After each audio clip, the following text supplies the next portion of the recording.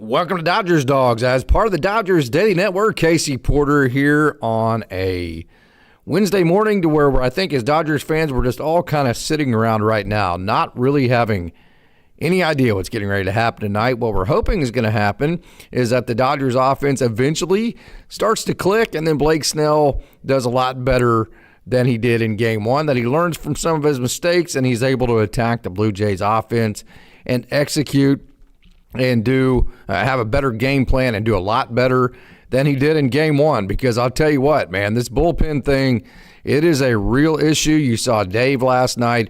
He tried to take Ohtani. Of course, Ohtani ended up at 93 pitches into the 7th inning, and I promise you, Dave was trying to get as far into the game with Shohei as he possibly could, because as we saw, hey, we love Blake Trinan, we love Anthony, we love all these guys, but the options just weren't good. So we're going to get into some of the bullpen options, some of the decisions from Dave there in terms of what he had available. Because, you know, I've said this many different times, the way that I approached that, and I always did approach it whenever I had an assistant or I was an assistant and I went to a head coach, was I would never go to a head coach with a complaint, especially, you know, a gripe or a moan, if I didn't have what I thought was already a better solution in hand, where I could say, hey, coach, I don't like the way you're doing this.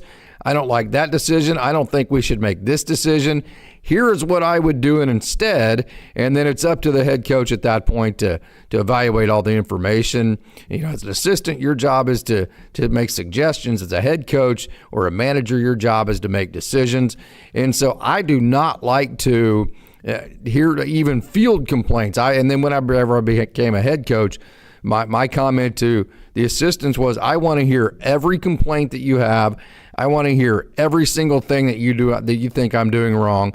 I want to hear about it every time that you disagree with me, under one caveat, and that is that you actually in your mind have at least a solution, but preferably a better solution than what we're already doing. Don't come to me with a complaint. Don't come to me with a gripe unless you also have a solution that, at least in your mind, is a better solution. So that's kind of how I view the bullpen decisions. We'll get into some of that, but having said that, okay, point blank, and Dave said it, hey, things are going to look different tonight, and he hit it right on the head. The same things we've been talking about. The lineup's going to look different. So is it Alex Call that gets inserted into the game, or is it Miggy Rowe? And that's going to determine who plays center field. My guess would be, just knowing the way Dave does business, my guess would be that it's going to be Miggy Rowe at second base, and it's going to be Tommy Edman in center, which is frustrating for me because I hit on this last night, and not frustrating because I think Miggy Rowe's a good player. I think he brings good energy, but he's not a dynamic player. And I think that was a great point. I can't remember who it was. I think it was Takata yesterday that mentioned how I used to talk about not, wanting a more dynamic offense and this and that. And so let's go back to that point that Takata was making yesterday, because I think that's a very valiant point. I think there's a lesson to be learned here. And even if the Dodgers go win the next 2 games, I still think this lesson applies equally whether the Dodgers win this series or lose it. I think when Ha-Seong Kim got healthy and he started coming back towards the end of the year, I just don't see any. I'm disappointed that the Dodgers did not value him more than they have. So in other words, right now, to put in a Ha-Seong Kim, what the Dodgers need, in my opinion, they need an infusion of something different. That different would be a young guy, a guy that doesn't have to get a base hit to get on base, that can steal bases, that can go first to third on a double, that can go or on a single, go first to home on a double fairly easily, and just create a new sense of excitement. You know what? Like in football, I like to use football examples because I love football. Sometimes I use basketball. Let me give you kind of what I would equate that to in football. Sometimes you just run a trick play because you just need to create some excitement in your team, right? Sometimes you draw up in basketball an alley-oop play because you need a dunk and you feel like a dunk's going to get the arena and your fans and the players a little bit more excited. So while a dunk's only worth 2 points, it's actually worth more than that because it creates momentum and excitement. Although a trick play that if you hit it and it goes for a touchdown, it's only worth the normal 6 points that you might have got if you just drove down the ball running inside zone and throwing slants the whole time. It's worth more than that because it creates a different excitement level that I think that the Dodgers need an injection of right now. That guy that I think could do that to this lineup is Ha-Seong Kim. But the question is, I mean, Dave didn't even mention him as far as being an option, and that is because the Dodgers didn't value him. They did not even consider him to be a big part of what they were going to do this postseason. They went with the experience instead, and they just assumed Andy Pages would be better than he is. They would assume that the pinch running role was enough for Ha-Seong Kim, and now we're in a position because Ha-Seong Kim was not valued enough to get enough playing time. You really can't put him in at this point because he just hasn't played enough to be the guy that you say, hey, go into second base in basically a must-win game. You heard Max Muncy say it last night. This is basically a one-game season. Now, you say that, and if you lose, you pivot. So I never use the term must-win because what if you say this is a must-win and then you lose, right? So I never use the term must-win, but I will agree with Max Muncy. This season right now is a one-game season. You have to win tonight, and I think that perfect injection of energy and fun and just kind of a steroid shot to this offense would be the profile type of a Ha-Seong Kim. Now you can't do it because you haven't played him enough, so the lesson learned is value that guy. Next time you have a guy like that, next time you have a young guy, maybe even a Dalton Rushing who is a good offensive player, although he struggled. When you have a guy like that, that's different. He has a different skill set that creates dynamics that you don't have with your offense. Play him, value him, put him in there, and if for no other reason, and even if you don't want that guy to be an everyday starter, if for no other reason your offense goes down into the doldrums, of which I don't know why you wouldn't have predicted that, because the Dodgers have been, an offense that has had long stretches of time to where they have just been anywhere from very average to bad, dating all the way back to late May.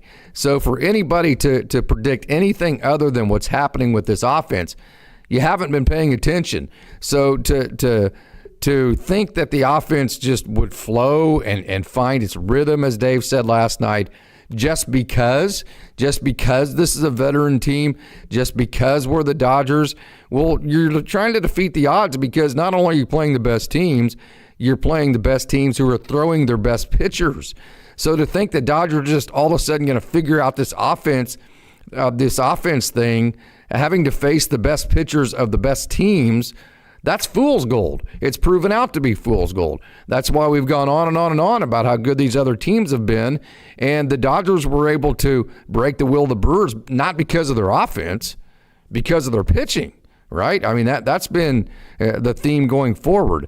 So to say that you certainly somebody had to, and hey, it wasn't me. I haven't said this. So don't think that I'm throwing shade on anybody. I'm talking about anybody. I haven't heard any fan. I haven't heard anybody mention the narrative that I'm giving right now. So this is 1,000% 2020 is hindsight. So this isn't to say anybody made a mistake at all. This is to say it would only become a mistake if you don't learn from it in the future. That's my point on this, and that is when you have a guy like Ha-Seong Kim that is dynamic. Roki Sasaki would be the perfect example of that on the pitching side. He brings a different, when he's out there and he flips the ball to first base and it almost looks like he chokes the play away, right? And the bases are loaded, and if he would have choked that play, then the Dodgers would have, the Blue Jays would have taken the lead. And then he pats his heart, and it's a fun energy. It's an energy that everybody can get behind.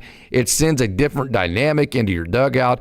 It just sends, sometimes it does come down to, you need a relaxed, fun type of energy to you. Roki Sasaki brings that. So Roki Sasaki is the perfect case scenario because he was maybe even in a worse position that Ha-Seong Kim was in terms of being available to help the team late in the season, because he was not healthy longer, he was hurt longer, and then he was pitching poorly and playing poorly even longer than Ha-Seong Kim was. So my suggestion moving forward, a couple of things here that I think have put in the Dodgers in a position to where I think even if you ask Dave, you put a true serum in him. I think if you put a true serum in Andrew Friedman and every player on this Dodgers team right now, and you ask them seriously, what do you think is going to happen in the next 2 to 3 games? I think their answer would be the same one that I gave last night.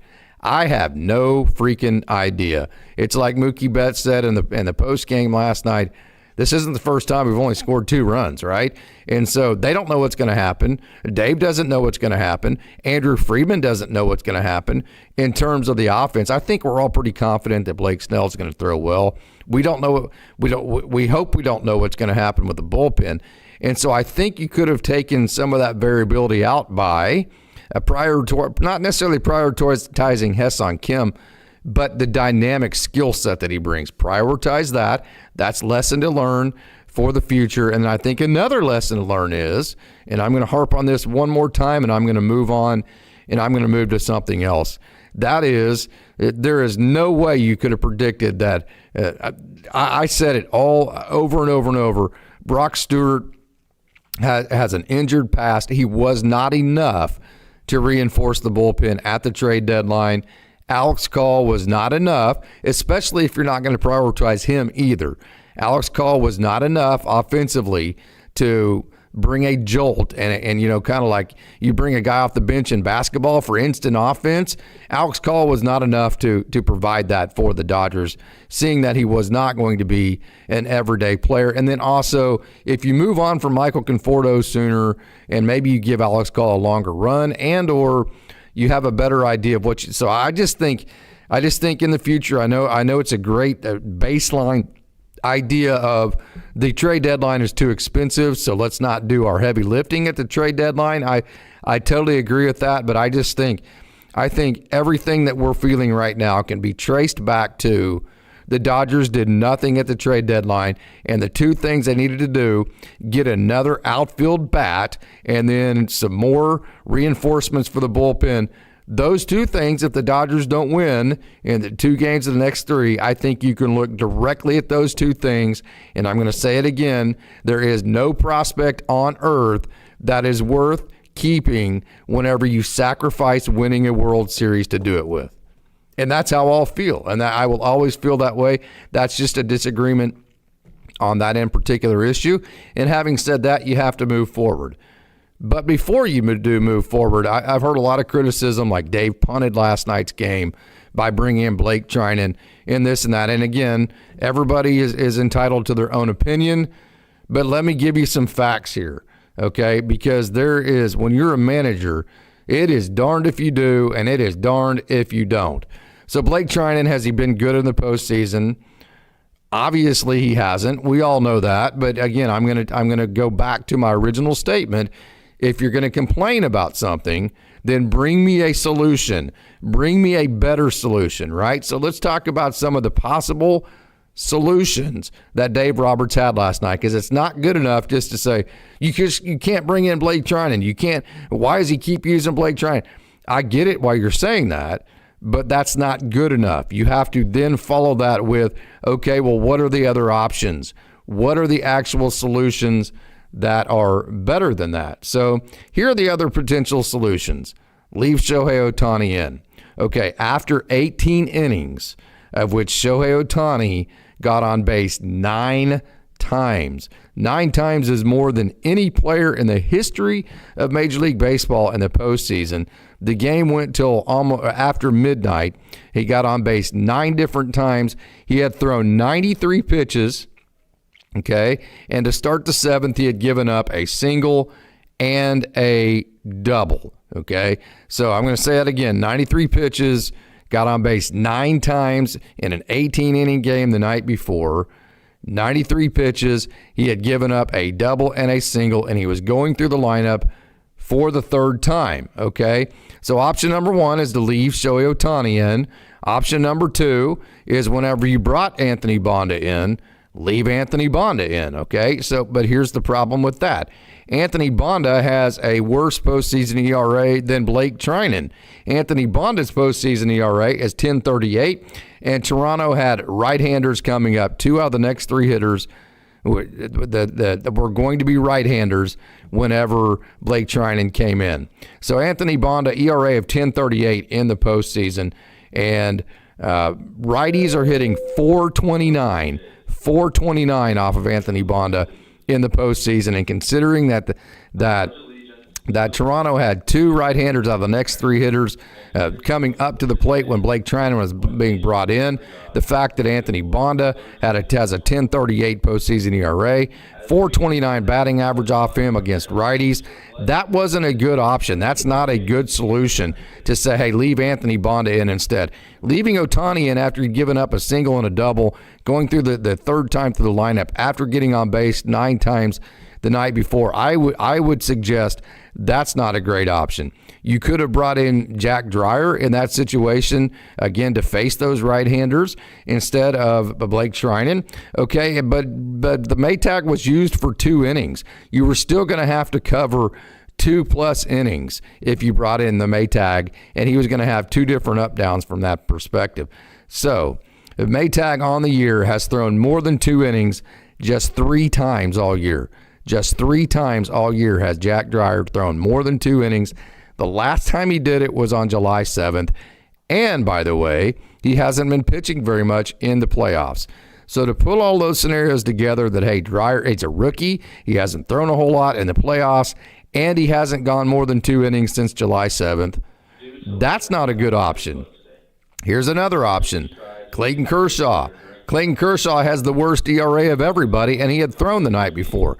Clayton Kershaw has an ERA of 15.43 in the postseason this year, okay? Because the rest of the guys, Edgardo Henriquez threw 2 innings the night before, Roki Sasaki 1 2/3, Robo 1 2/3, Kershaw had thrown 1/3 of an inning, Emmett Sheehan had thrown 2 2/3. None of those guys were available. So really, your solution, your answers were leave Shohei in, leave Bonda in, bring in Jack Dreyer instead, Clayton Kershaw, or Blake Trinan. So that's what I'm saying. You're darned if you do, darned if you don't. There weren't any good options. There weren't any good alternative solutions. This wasn't a punt. This was, hey, I really don't have. This was anywhere from the cleanest option to the only option available, because leaving Bonda in, I've gone over that. That's a worse option statistically than what you had. Bring in Clayton Kershaw, worst option. Jack Dreyer, they're definitely the riskiest option because you're asking him to do something he hasn't done in 3 months, and he hasn't pitched a whole lot in the playoffs. Leaving Ohtani in, 93 pitches after getting on base 9 times the night before, and he was starting to get hit, and he was going through the lineup the 3rd time. Again, none of anybody else was even available.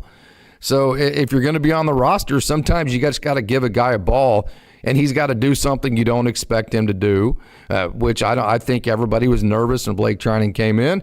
Were you nervous when Will Klein came in? Sometimes you're just out of options. You're out of better options, and because of that, a guy just needs to go out and perform.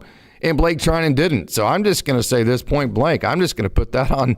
I'm going to put that on the player. I mean, whenever you played 18 innings the night before, and you have a team like Toronto, all hands on deck have to do their job. And if they don't, if every hand on deck doesn't do their job, that's on them. That they have to be able to figure that out. Now, having said all of that, the bottom line is, if the Dodgers don't start hitting, they could win because, hey, Blake Snell and Yoshinobu Yamamoto could go out there and get close to 9 innings, and you could get it all the way bridged to Roki Sasaki. Roki Sasaki could go out there and dominate. So, hey, you still could win even if the offense still continues to be less than stellar, right? You could still win 2 games out of the next 3.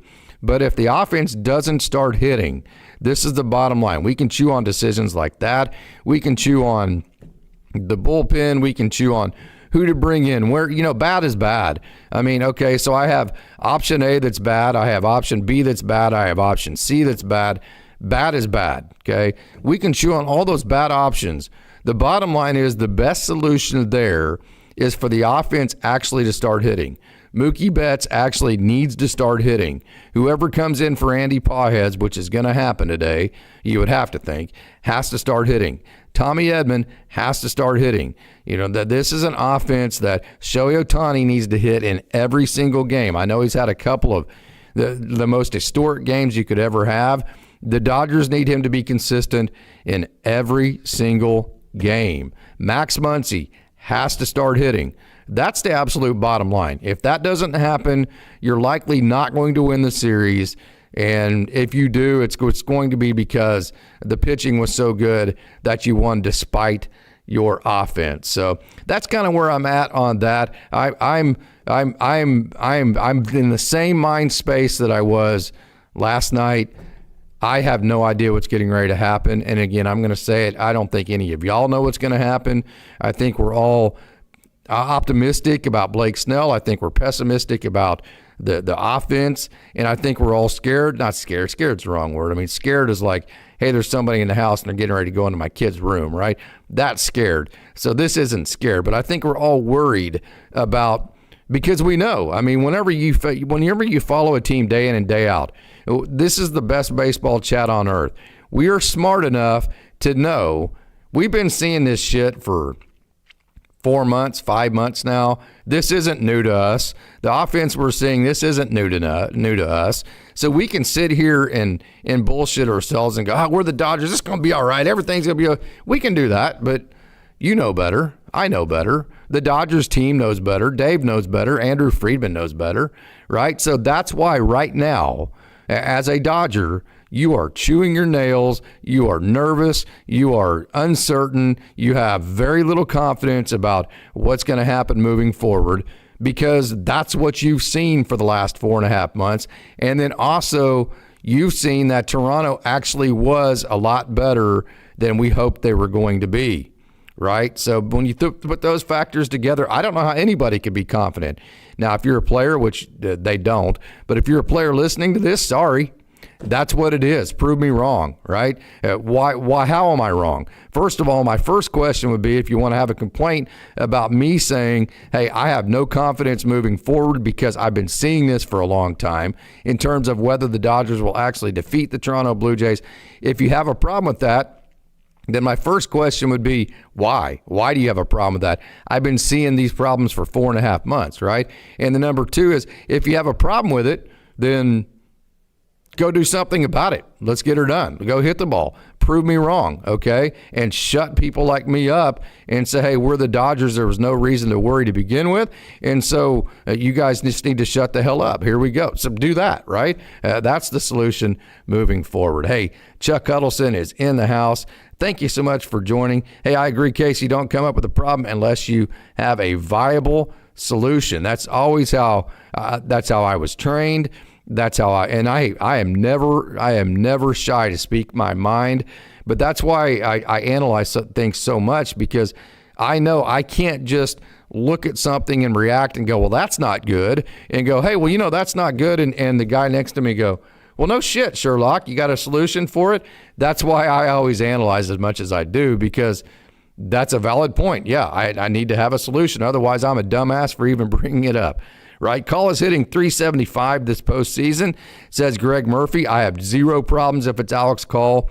Matter of fact, I probably would choose Alex Call, but I think Dave is going to choose Miggy Rowe, but we'll see. Chuck Huddleston, Kim's extended hitting slump at season's end doomed him. Doc wasn't comfortable having him in the lineup. I agree, but my point is the dynamics of what he does could have provided a spark that the Dodgers desperately need at this point. Hey, Dave Betts, he makes a mistake and he is out of the lineup, yet Pages flails and makes mistakes and he stays in the lineup regardless.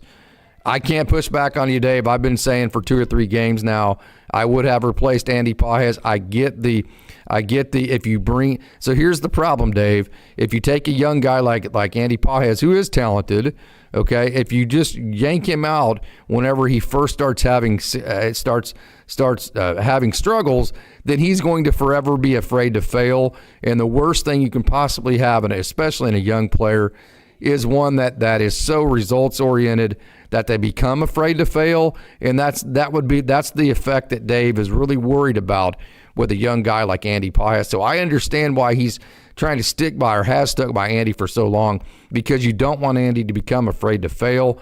But that time has passed. It is too urgent. You got to move on, and you got to put in the guys that you think give you the best chance that day. There is no process part of this left. So Tran, I think that says TNVG. Thank you so much for joining. Dave needs to go back to the style of play when he was a player. You know what's funny, TN, is whenever you hear Dave talk, and he talks about the Blue Jays and how they gather hits and how they're relentless and how they're a hard offense to defense because they're relentless, you can hear a spunk like, yeah, that's the way I played. And so I think there's a little bit of square peg in a round hole with Dave being the Dodgers manager, because I do think he enjoys what he's seeing with Toronto, although it's the opponent.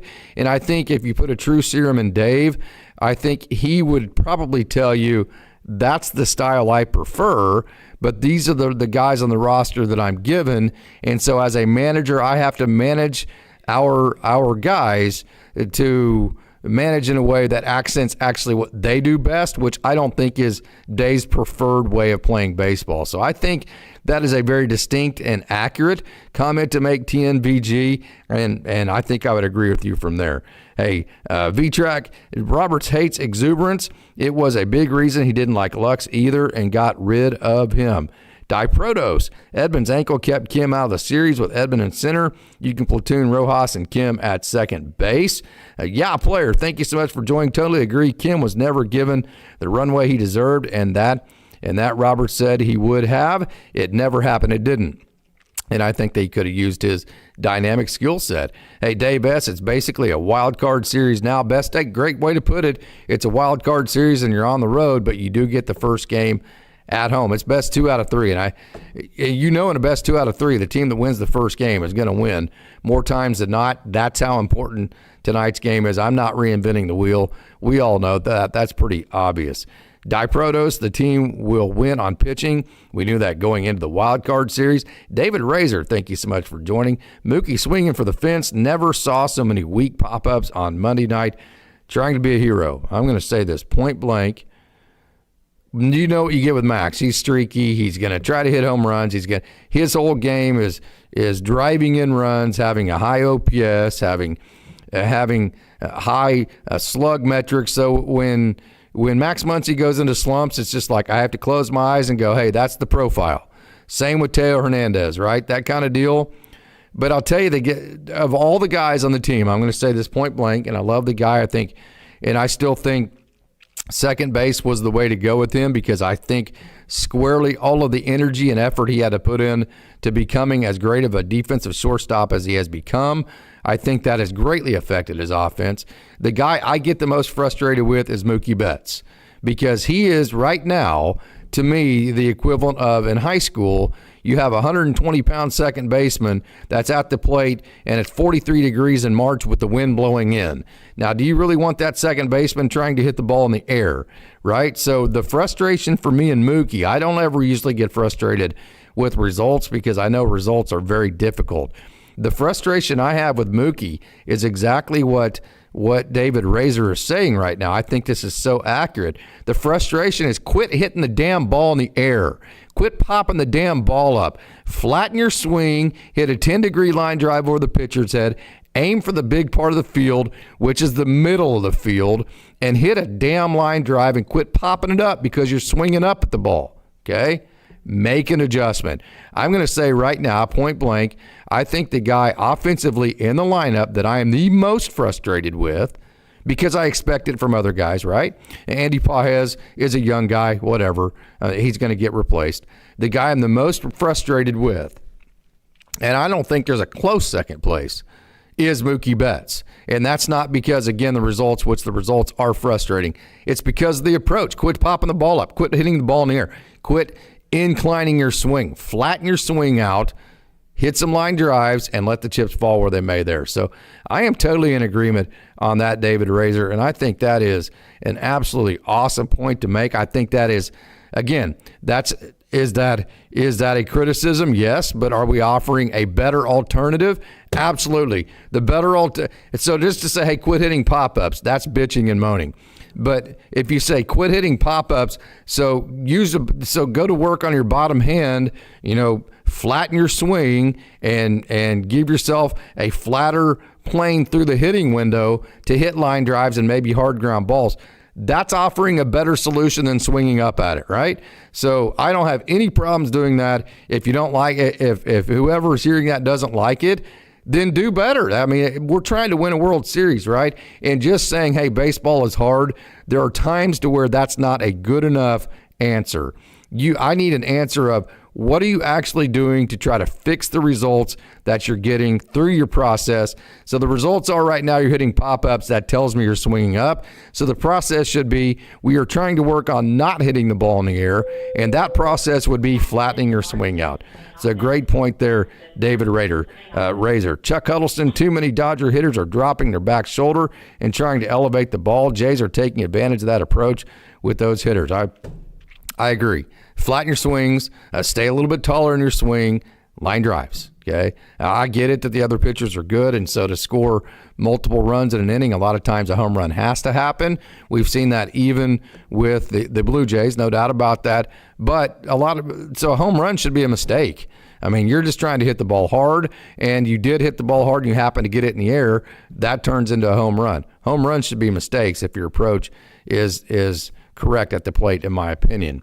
Hey, D. Frankham, there's a new name that I don't recognize. Thank you so much for joining. Will Smith after Shohei, Edmund ninth to get a runner ahead of him. I don't have any problems with any of that. I think that's a good idea. There's a million different ways you could go about this just to shake something up, make it look different. Greg Murphy, Toronto has smaller starting pitcher issues and big bullpen issues. Dodgers have big offense and reliever issues. I'd have Toronto's issues. I'd rather have Toronto's issues, but I also rather have LA's positives. That's the cat and mouse. Both of these teams are good at what they are good at, and sometimes it's good versus good, and that's been made such great theater in this game. Yeah, David Razor's talking about dropping that left shoulder, swinging for the fence. Again, need to be a little bit more line drive. I wouldn't say single. I'd just say line drive oriented.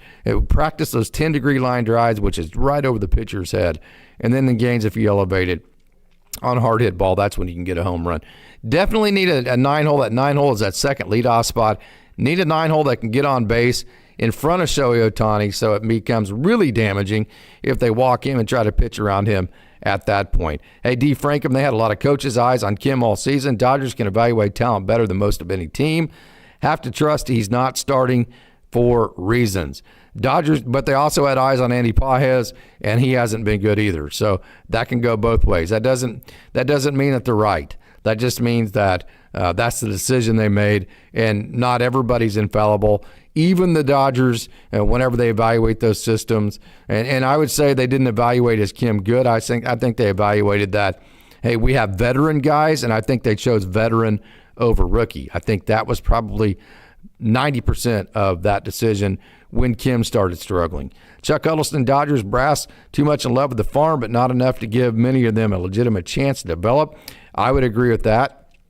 And then V-Track Bonda, 3 pitches, Dryers 5 pitches, Kershaw 8 pitches, Trinan 15 pitches, Robleski 28, Sasaki 29, Enriquez 30 pitches. So Joshua Holtz would have said Dryer. That would have been more than 2 innings for the first time since July 7th for a guy that is a rookie that has not thrown in the playoffs. That's the riskiest. I think that was pretty risky. So I'm just saying, I don't actually think there were any good options. I think it was bad option A versus bad option B versus bad option C. And the message is here, hey, guys, it's all hands on deck. Everybody has to do their job. That's what happens whenever you have an 18-inning game. V-Track, the guy selling hot dogs on the first base side, was a better option. Joshua Holtz, Dryer to start instead of Bonda to start. Well, you still had to knock down innings, so it doesn't matter what order you're knocking down innings.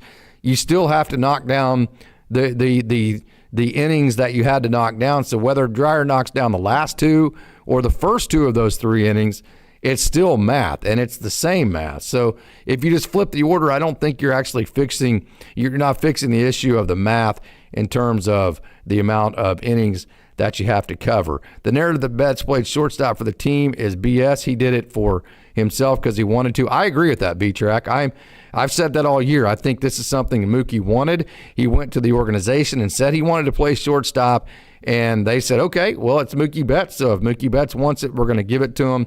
I am totally on the agreement. I don't think that's selfish. I honestly think Mookie Betts did that because he thought the challenge of playing a new position would make him a better player, and by him being a better player actually would make the team better.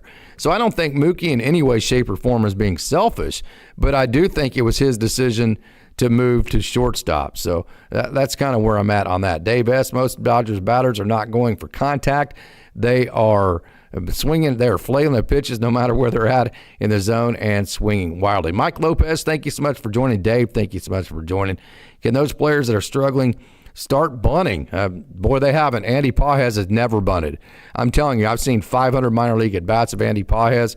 I've never seen him bunt. So my answer to that would be no. I haven't seen it. They haven't practiced it. They haven't done it in games. So you're going to be asking guys to do things in games that are giving up outs that they're not good at. And we saw Rojas bunt the other night. He got it down. So the guys that can bunt, we've seen bunt, actually have been doing that. We used to be a pass the baton team, and that's what the term you use for a team like Toronto is, just pass the baton. Get it to the next guy.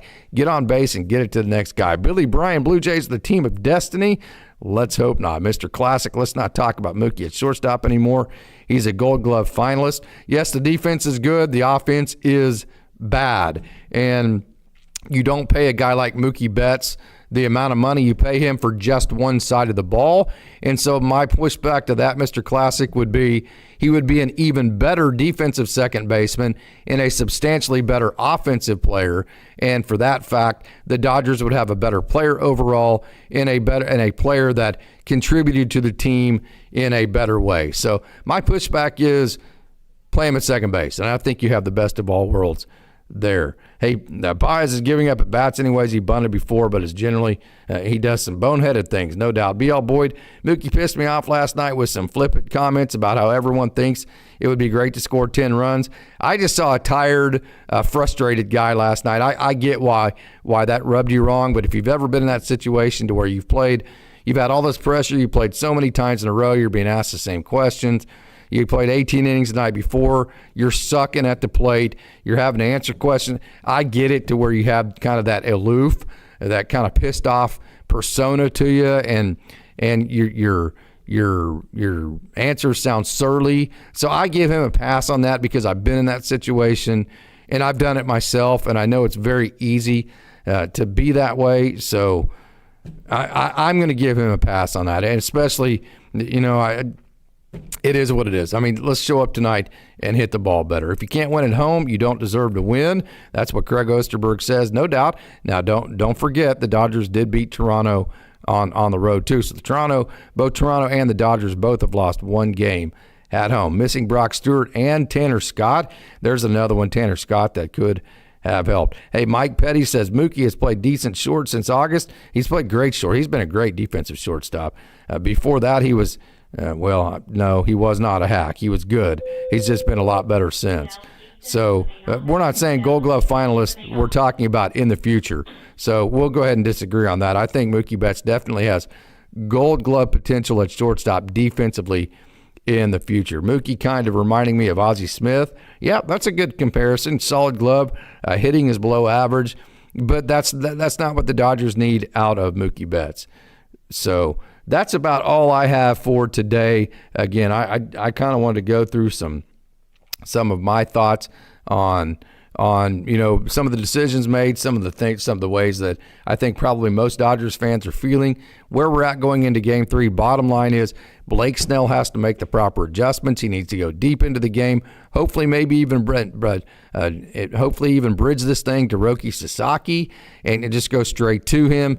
Dodgers need to figure out a way to score 5 or 6 runs, and let's get this thing done, and let's send this thing back to Toronto with a 3-2 lead. Hey, that's all doable. That's all right in front of the Dodgers. And hey, this is the Dodgers team that has been gritty and tough all year, and I'm going to say it again. Whenever things are all set up perfectly, I don't know how many times I've said this, that's when I worry the most about this team. It seems like when people are doubting them the most and things are the most bleak, that's whenever they do their best work. So let's hope that happens again tonight at Dodger Stadium. So thank you so much for joining in. Boy, I just can't tell you how much I appreciate all the wonderful support. And as always, it's a great day to be a Dodger.